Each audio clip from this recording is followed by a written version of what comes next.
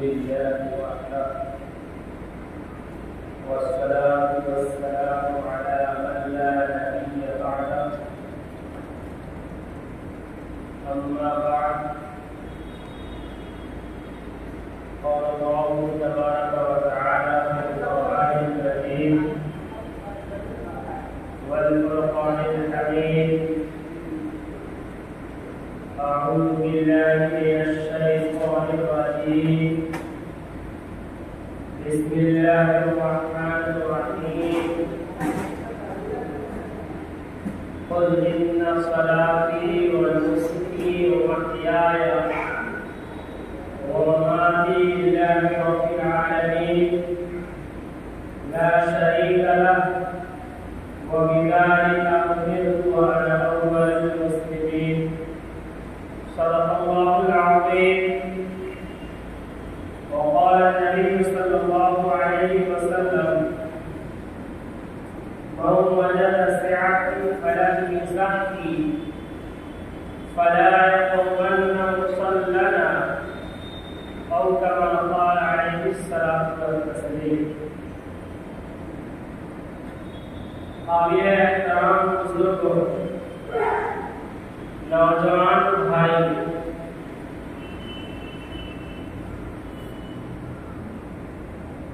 اللہ رب العزت نے اس کائنات کے اندر جتنی بھی مخلوقات ہیں، خواہ بڑی مخلوق ہو یا چھوٹی مخلوق ہو، بہتر مخلوق ہو یا مضر مخلوق ہو، الغرض کائنات کی تمام مخلوقات کو اللہ نے ہم انسانوں کے نفع کے لیے بنایا ہے.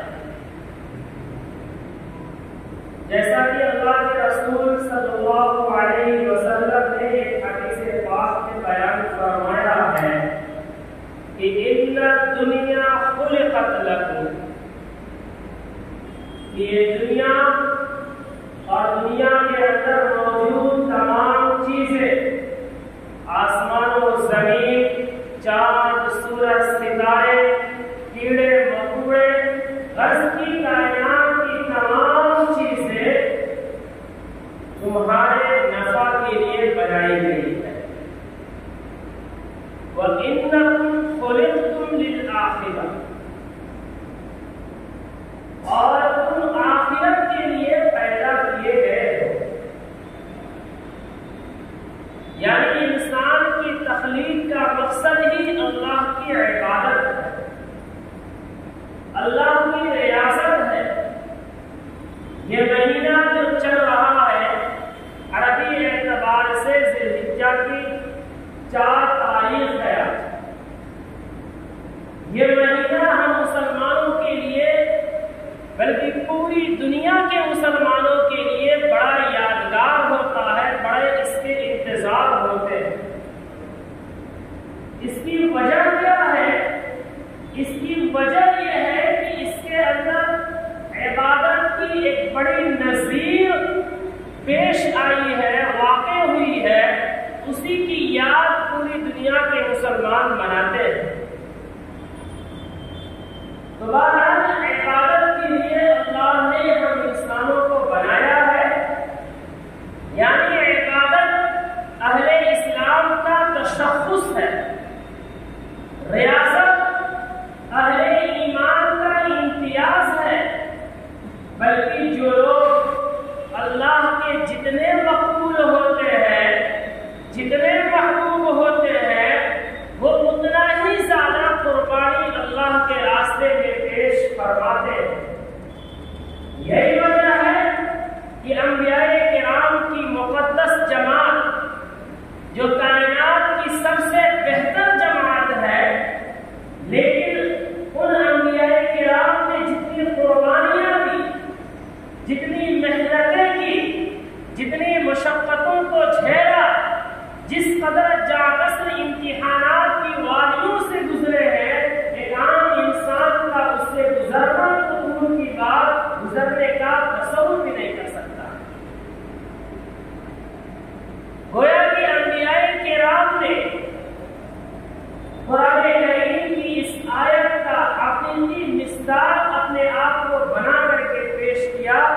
جو رب کریم نے فرمایا کہ وما خلقت الجن والانس الا لیعبدون، کہ میں نے انسان اور جنات کو صرف اپنی عبادت کے لیے پیدا کیا۔ انبیاء کرام نے پے در پے اپنے امتحانات کی کامیابیوں سے اپنے آپ کو اس کا مصداق بنا کر کے ہم انسانوں کے سامنے پیش کیا، بلکہ اللہ کے رسول صلی اللہ علیہ وسلم کو اللہ نے حکم دیا کہ آپ لوگوں سے کہیں، کیا کہیں؟ قل ان صلاتی ونسکی ومحیایا ومماتی للہ رب العالمین، کہ آپ کہہ دیں کہ میری نمازیں، میری قربانی، میری زندگی، میری موت، یہ سب اللہ تعالیٰ کے لیے ہے۔ یعنی اگر میری پیشانی خم ہوگی تو ایک واحد قہار کے سامنے خم ہوگی، اگر میری مالی قربانی پیش کی جائے گی تو ایک اللہ کے رنگ پہ پیش کی جائے گی، اگر میری زندگی رہے گی تو اللہ کے لیے رہے گی، اگر میری موت آئے گی تو اللہ کے نام اور اللہ کے دین پر موت آئے گی۔ تو اللہ نے اپنے پیغمبر کے ذریعے یہ اعلان کرا۔ میرے معزز بزرگوں، یہ عید الاضحیٰ جو ہم منانے والے ہیں، بقرعید جو ہم منانے والے ہیں، قربانی جو ہم منانے والے ہیں، اس کی حقیقت صرف اتنی نہیں ہے کہ ہم اپنے جانوروں کی قربانی کر لیں، گوشت کو کھا لیں، دوسروں کو کھلائیں، بس معاملہ ختم ہو گیا۔ ہرگز ایسا نہیں ہے، بلکہ اس کے پیچھے انبیاء کرام کی ایک قربانی کی داستان ہے۔ ایک انسان اگر اسے سنتا ہے تو اس کے آنکھیں اشکباری کرنے پہ مجبور ہوتی ہے، اس کا دل لہو بہانے پر مجبور ہوتا ہے، اور اس کے بدن کے رونگٹے کانپ اٹھتے ہیں کہ آخر وہ بھی کوئی انسان تھے۔ دو مشہور پیغمبر گزرے ہیں، حضرت ابراہیم علیہ السلام اور ان کے اطاعت شیار بیٹے، فرما بردار بیٹے حضرت اسماعیل علیہ السلام۔ یہ باپ اور بیٹے کی قربانیاں رب کو اتنی مقبول اور محبوب ہوئی کہ اللہ نے ایسا نظام بنا دیا کہ قیامت کی صبح تک آنے والے تمام انسان بالخصوص مسلمان ہر سال ان دونوں باپ اور بیٹے کی قربانی کا یاد تازہ کریں گے، اور اس کے ذریعے عبرتیں حاصل کریں گے، نصیحتیں حاصل کریں گے۔ مختصر یہ ہے کہ اللہ تبارک و تعالیٰ نے حضرت ابراہیم علیہ السلام کو ایک بت ساز بلکہ بت فروش یعنی آزر کے گھر میں پیدا کیا۔ یہ آزر حضرت ابراہیم کے والد محترم تھے، جن کا پیشہ ہی تھا کہ اپنے ہاتھوں سے مورتیوں کو بناتے تھے، بتوں کو بناتے تھے اور بازاروں میں فروخت کرتے تھے، اور پھر انہیں اپنے ہاتھوں سے بنائے ہوئے بتوں کے سامنے پیشانی ٹیکا کرتے تھے، اس کی پرستش کیا کرتے تھے۔ حضرت ابراہیم علیہ السلام جب سن شعور کو پہنچے، جب اپنے شعور کی عمر کو پہنچے، تو انہوں نے اپنے پورے خاندان کو بتوں کی پرستش میں، چاند کی پرستش میں، سورج کی پرستش میں، ہزاروں اور سینکڑوں خداؤں کی پرستش کرتے ہوئے پایا، تو انہیں بڑی تکلیف ہوئی۔ کیونکہ یہ پیغمبر ہونے والے تھے، اس لیے پیغمبرانہ فراست ان میں موجود تھی۔ انہوں نے اس کی نقصانات کو بھانپا، اس کی قباحتوں کو بھانپا، اور مجبور ہو کر کے انہوں نے اپنے والد محترم سے کہا، کیا کہا؟ انہوں نے فرمایا، یا ابتی لم تعبد ما لا يسمع ولا يبصر ولا يغني عنك شيئا۔ یہ میرے والد محترم، آپ ایسی چیزوں کی عبادت کرتے ہیں، ایسی چیزوں کو خدا بنائے ہوئے ہیں، ایسی چیزوں کی پرستش کر رہے ہیں جو نہ تو سن سکتے ہیں اور نہ دیکھ سکتے ہیں، اور نہ آپ سے کسی ضرورت کو پوری کر سکتے ہیں، کسی تکلیف کو آپ سے ختم نہیں کر سکتے، پھر آپ ایسوں کو خدا کیوں مانتے ہیں؟ ایسوں کا رب کیوں مانتے ہیں؟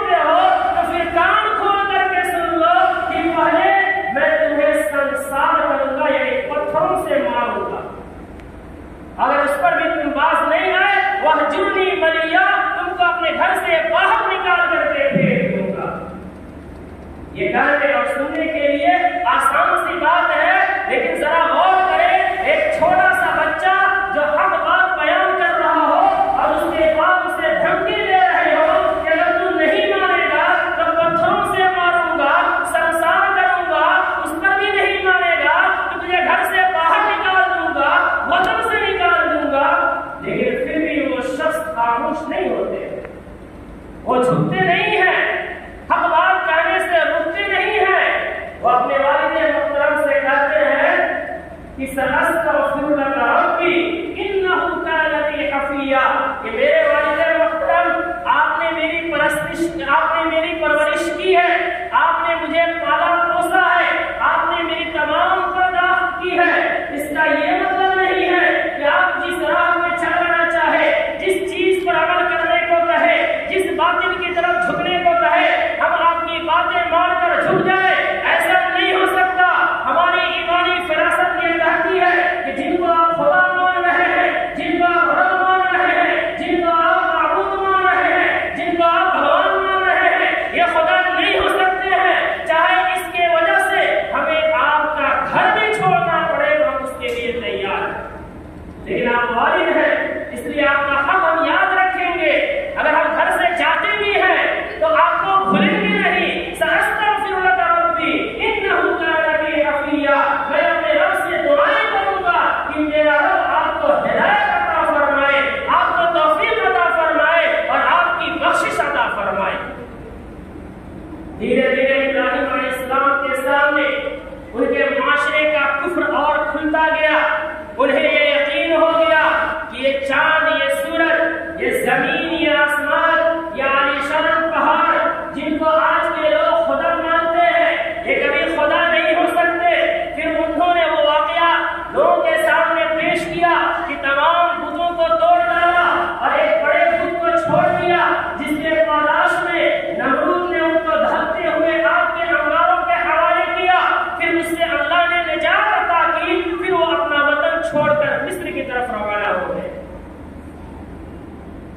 حضرت ابراہیم کی پوری زندگی المناک امتحانات سے بھری ہوئی ہے، ایک انسان اگر ان کی پوری زندگی کو پڑھے، اسے سبق حاصل کرے تو اس سے کافی نصیحتیں مل سکتی ہے، لیکن آج ہم مسلمانوں کا حال یہ ہے پورے سال قربانی کا انتظار کرتے ہیں۔ کیوں انتظار کرتے ہیں؟ صرف گوشت کھانے کے لیے، باقی اس کے علاوہ کوئی اور مقصد نہیں ہوتا، اس کی کوئی حقیقت نہیں ہوتی ہے۔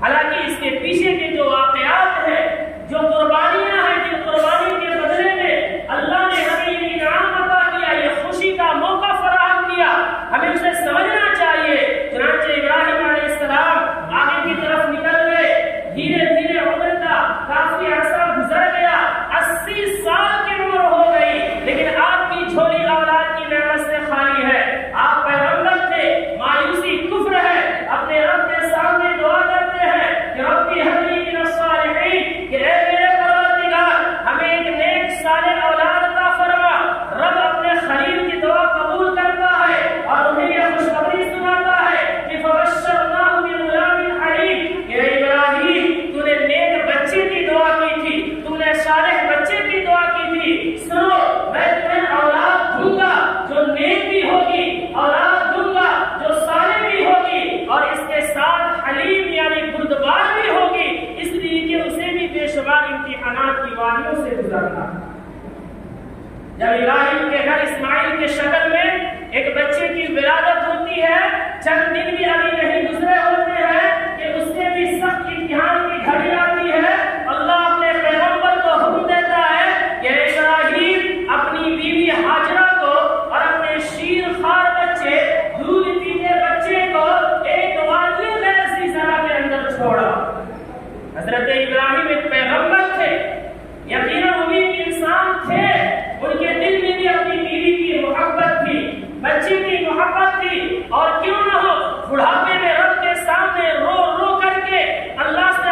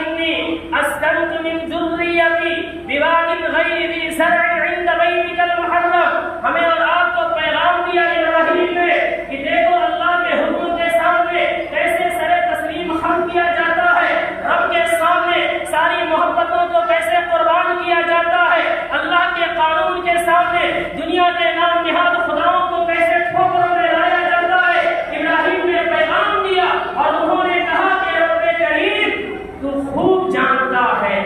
تجھے ہر چیز کا پتا ہے کہ میں نے اپنی بیوی اور بچوں کو نفرتوں کی بنیاد پہ نہیں چھوڑا ہے، عداوت کی بنیاد پہ نہیں چھوڑا ہے، کسی اور تکلیف کی وجہ سے نہیں چھوڑا ہے، میں نے اگر وہاں ان کو چھوڑا ہے تو صرف تیری رضا کے لیے چھوڑا ہے، ربنا لیقیموا الصلاۃ، اس لیے چھوڑا ہے تاکہ تیری نماز کو قائم کر سکے۔ پھر آگے انہوں نے دعا کی کہ رب کریم چونکہ یہ تنہا ہے، یہاں کوئی نہیں ہے ان کی دیکھ بھال کرنے والا، فجعل افئدۃ من الناس تہوی الیہم، اس لیے کہ لوگوں کا ہجوم بھیج دے تاکہ یہ آباد ہو جائے، کھانے کی کوئی نعمت نہیں ہے، وارزقھم من الثمرات لعلہم یشکرون، پھلوں کا رزق عطا فرما دے، اور پھر یہ دعائیں کر کے ابراہیم واپس ہوتے ہیں۔ میرے دوستو اور بزرگوں، پھر دھیرے دھیرے وقت آتا ہے، مختصر یہ کہ جب ابراہیم علیہ السلام کے بیٹے اسماعیل جوانی کے دہلیز پہ قدم رکھتے ہیں، فلما بلغ معه السعي قال يا بني اني ارى في المنام، جب اسماعیل علیہ السلام اس لائق ہوتے ہیں کہ بوڑھے ماں باپ کا سہارا بن سکے، جب وہ اس لائق ہوتے ہیں کہ ابراہیم کے چلائے ہوئے تبلیغ کے چراغ کو روشن کر سکے، اس مشن کو آگے لے کے بڑھ سکے، تو اللہ نے اس سے بھی بڑا امتحان لینا چاہا اور خواب میں ابراہیم کو اسماعیل کو ذبح کرنے کا حکم دیا۔ ابراہیم علیہ السلام نے اپنے خواب کا تذکرہ اپنے بیٹے سے کہا کہ انی ارا فی المنام، کہ میں خواب میں دیکھتا ہوں کہ میں تمہیں ذبح کر رہا ہوں۔ چونکہ اسماعیل بھی کوئی عام انسان نہیں تھے، ہماری اور آپ کی اولادوں کی طرح غیر تربیت یافتہ نہیں تھے، غیر تعلیم یافتہ نہیں تھے، رب کے خوف و خشیت سے دور رہنے والے انسان نہیں تھے۔ انہوں نے بھی کہا کہ یا ابت افعل ما تؤمر ستجدنی ان شاء اللہ من الصابرین، کہ میرے والد محترم، رب نے آپ کو جو حکم دیا ہے آپ اسے کر گزریے، یقیناً آپ مجھے صبر کرنے والے، شکر کرنے والوں میں سے پائیں گے۔ پھر وہ وقت بھی آیا کہ ابراہیم اپنے بیٹوں کو لے کر کے، بیٹے کو لے کر کے مینا کی وادی میں پہنچے، جہاں آج حجاج کرام اپنی قربانیوں کو پیش کرتے ہیں، اس مقام پہ پہنچے، اپنی آنکھوں پہ پٹی باندھی، اپنے بیٹے کے آنکھ میں پٹی باندھی اور انہیں لٹا دیا۔ عجیب سی سما تھی، ایک باپ تھا جو اپنے بیٹے کے گردن پہ چھری رکھ کر کے اسے کاٹنے کی کوشش کر رہا تھا۔ اس وقت کا ماحول کیا ہوگا؟ یقیناً ہم آپ سمجھ سکتے ہیں کہ آسمان بھی خاموش تھا، زمین بھی ساکت تھی، چرند پرند نے چہچہانا چھوڑ دیا تھا، ہواؤں نے چلنا چھوڑ دیا تھا، کائنات کی ساری مخلوق تماشا بین بنے دیکھ رہی تھی کہ جب سے کائنات قائم ہوئی ہے اس وقت سے لے کر آج تک کا یہ پہلا واقعہ ہے کہ ایک باپ وہ بھی اپنے چہیتے بیٹے کے گردن پہ چھری رکھ کر کے ذبح کرنے کی کوشش کر رہا ہے۔ یاد رکھیں، رب کبھی ظلم نہیں کرتا ہے۔ جب رب نے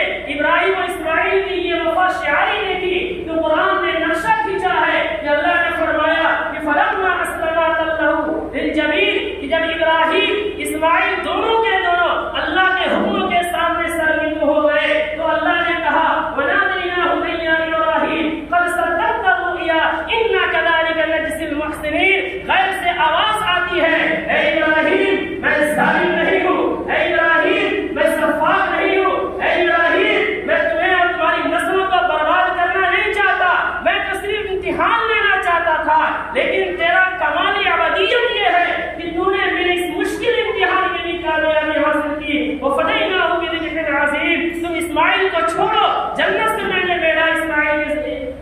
بھیجا اسماعیل کی جگہ پہ، اسے ذبح کر کے تم اپنے اس عزم کو پورا کرو۔ میرے دوستوں اور بزرگوں، یہ ہے وہ قربانی کی تاریخ جس کی بنیاد پہ ہم اور آپ قربانی مناتے ہیں۔ آج ہمیں خوشی سے منانا چاہیے، بخل نہ کرنا چاہیے۔ ذرا سوچئے کہ اگر اسماعیل کو ذبح کیا گیا ہوتا، اگر وہی سنت چل پڑتی تو آج ہمیں بھی اپنی اولاد کی قربانی دینی پڑتی۔ آج ہمیں مال کی قربانی نہیں دے پاتے ہیں تو اگر اولاد کی قربانی دینی ہوتی تو ہم میں سے کون دیتا؟ اس لیے اللہ کا شکر ادا کر کے رب نے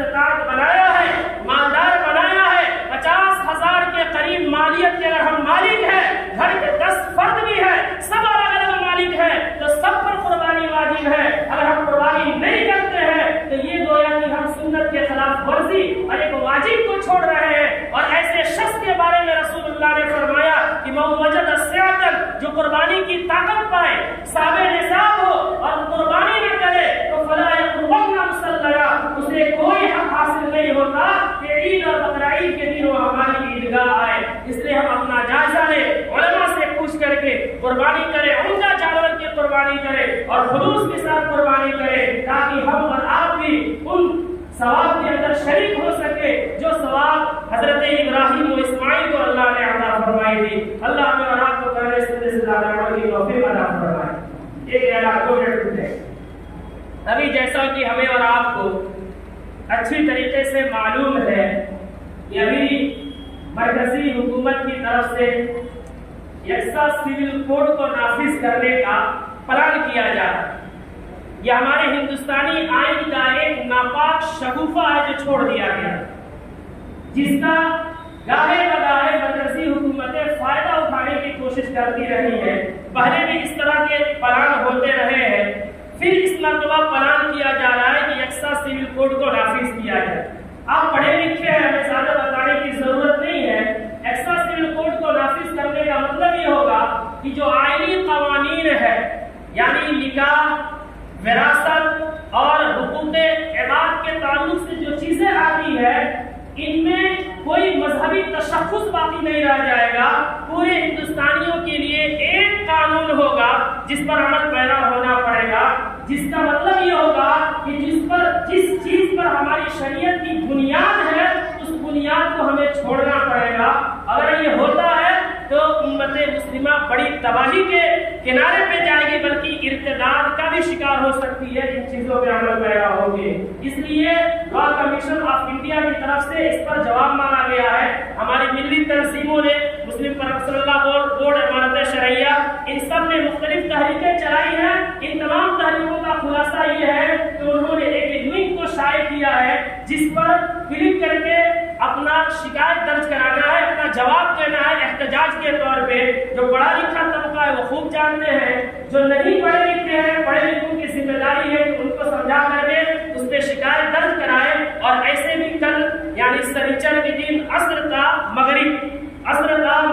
امارت شرعیہ سے ایک وفد آ رہا ہے، جس میں نائب قاضی امارت شرعیہ قاضی وسیع احمد صاحب ہوں گے اور علاقے کے ذمہ داران ہوں گے، جو آئیں گے آپ کی اسی عیدگاہ مسجد کے اندر، جو یکساں سول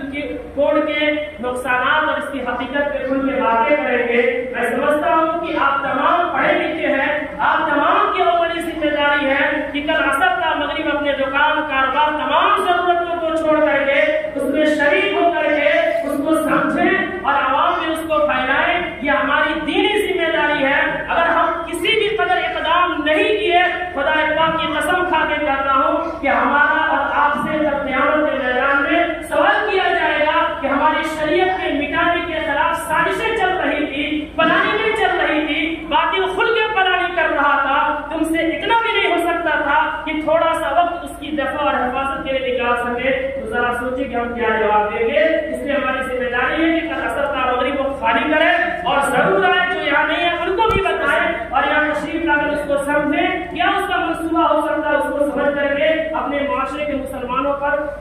کو عمل کرانے کی ترغیب دلائیں۔ اللہ میں اور آپ کو کرنے سے زیادہ عمل کی توفیق عطا فرمائے۔ الحمد للہ رب العالمین۔